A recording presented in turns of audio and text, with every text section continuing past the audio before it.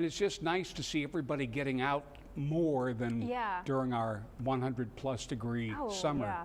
Whenever you don't have to sit inside in the AC when you're forced to sit inside because it's so hot. Now it's like the AC is outside in the mornings. It's so refreshing. I just have to remember to wear a little more clothing than I was. Yeah, a long sleeve shirt. I'll probably be wearing a hoodie tomorrow and it's going to be in the 70s. That's just my Texas showing, but it's going to be cooler tomorrow than we were today. I think some places are going to stay in the 70s. Speaking of which, here's a look outside right now from our Lex Cam. We're in the 80s, feeling a little bit cooler than we actually are thanks to these drier dew points in our atmosphere. 5:46 on the clock, and as we head into the 7 o'clock hour, it's going to be our last 7 p.m. or later sunset for the rest of the fall. Until then, we are going to continue to have earlier and earlier sunsets through the end of November, at least, when we get to sunsets being around 5:30. I know not everyone is excited about that, but it is what it is. 81 right now. We do have a little bit of cloud cover trying to fizzle out, heading towards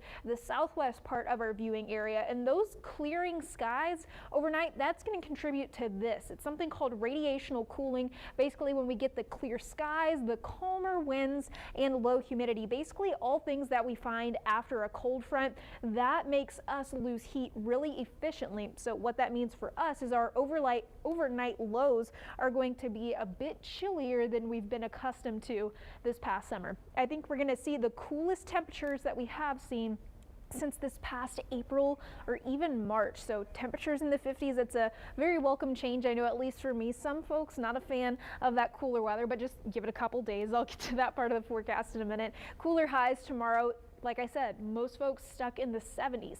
We're going to continue to see the sunshine throughout the coastal bend from drier air in the upper atmosphere. You can see this upper left to downward right movement. We call that subsidence in the atmosphere. When that happens, usually the air heats up, but more importantly, in our case right now, it's going to be drying out. So that's going to continue to pump lots of dry air and slightly cooler air here at the surface as we keep the northerly winds for a little bit into our atmosphere, making for some very nice weather. We will see a little increase in cloud cover towards the end of the week with some onshore winds here at the surface, but otherwise we're going to remain generally sunny and pretty mild heading into the rest of this week up until the end of the week. You can see this cold front approaching North Texas. However, that's probably not going to be for us. At best, it clips some of our northern counties before doing this little dance back off to the northeast, because that high pressure we saw out to the west is going to come right below us and block that front from getting here. However, I do think we're still going to be seeing this kind of diagonal air movement, keeping that drier air and sunshine